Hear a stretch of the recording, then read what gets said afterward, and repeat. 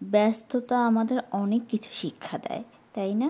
আমরা ব্যস্ত থাকলে বুঝতে পারি কে আমাদের কতটুকু কেয়ার করে। কারণ ব্যস্ত থাকলে তো আমরা অন্য কাউকে সময় দিতে পারি না, বা অন্য কারো খোঁজখবর নেওয়ার সময়টা হয়ে ওঠে না। লাস্ট কিছুদিন যাবৎ আমি এত পরিমাণ ব্যস্ত ছিলাম, 5টা মিনিট যে বসবো সেই সময়টুকু আমি পাইনি। সেই জন্য পেজেও খুব একটা অ্যাক্টিভ ছিলাম না। আর লাস্ট কবে আমি ব্লগ ভিডিও আপলোড করেছি সেটা তো আমি ভুলেই গিয়েছি। তাই অনেক দিন পর মনে হলো যে একটা ব্লগ ভিডিও দেওয়া দরকার।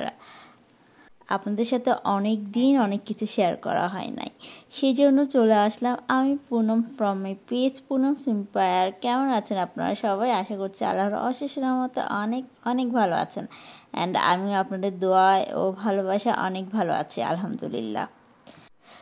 ওই দিন আমরা চলে গিয়েছিলাম ঢাকার ইসিবি চত্বরের ফুড কোর্টে।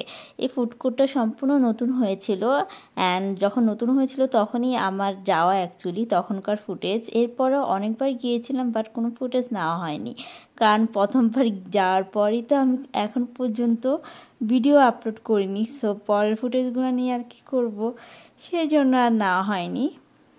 এখানে কিন্তু অনেক অনেক অনেক ফুড কোর্ট আছে, বলার বাহিরে ফুড কোর্ট আছে। আপনার পছন্দের খাবারগুলো কিন্তু অনায়াসে আপনি এখানে পেয়ে যাবেন।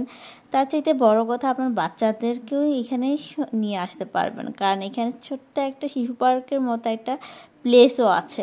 অ্যান্ড ছবি তোলার জন্য তো অসংখ্য জায়গা আছে।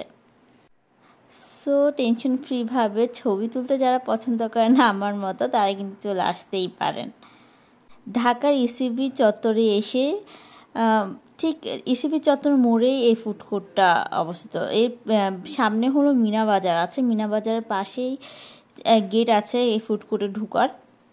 ওখানে ঢোকার পর আপনারা অনেক অনেক, আমার মনে হয় 100 উপরে ফুড কোর্ট আছে, ফুড স্টল আছে।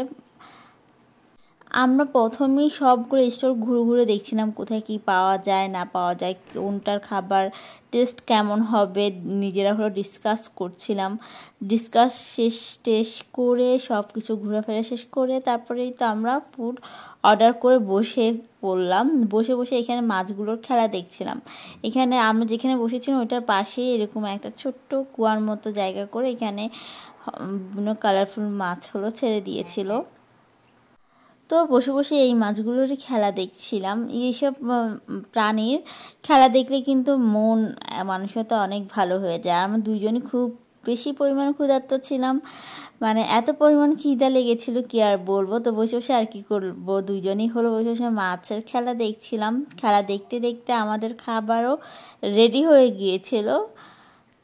আমরা বারবার আমাদের সিরিয়াল নাম্বার দেখছিলাম আর ভাবছিলাম কেন আমাদের খাবার দিচ্ছে না।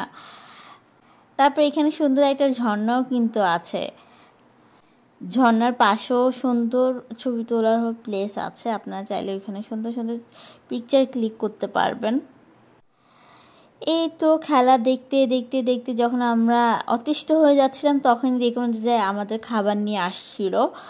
আমরা ওই দিন অর্ডার করেছিলাম squid fry and fish and chips. দুইটাই আলহামদুলিল্লাহ অনেক অনেক মজা ছিল। আমাদের এত ঘোরাঘুরি সার্থক হয়েছে, কারণ আমরা অলমোস্ট সব ঘুরে ঘুরে ঘুরে ঘুরে দেখেছি। অ্যান্ড ডিসকাস করছিলাম যে কোন শপের খাবারটা বেশি মজা হবে। সব কিছু ডিসকাস করে তারপর হলো আমরা খাবার অর্ডার করেছিলাম। অ্যান্ড ফাইনালি আমরা স্যাটিসফাই, খাবার টেস্ট অনেক ভালো ছিল। তারপর আর কি খাওয়া দাওয়া শেষ করে খাবারের কোনো ফুটেজ নেওয়া হয়নি, কারণ আমরা এত পরিমাণ ক্ষুধার্ত ছিলাম কি আর বলবো। এই তো মিনা বাজার ঠিক পাশেই আপনার ফুড কোর্টে ঢোকার হলো গেটটা, আর ওই তো ইসিবি চত্বরের ওভারব্রিজটা দেখা যাচ্ছে।